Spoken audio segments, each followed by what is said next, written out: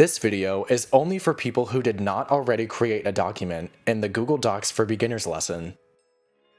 If you have already created your celebration planning document or any other digital file during a previous Google Apps for Beginners lesson, click Next to skip to the next video. In this video, you will make a copy of a sample document, which you will later use to complete this lesson. First, click on the blue link that says Celebration Planning Document to the right side of this video. A window will open asking if you want to make a copy of the celebration planning document. Click Make a Copy.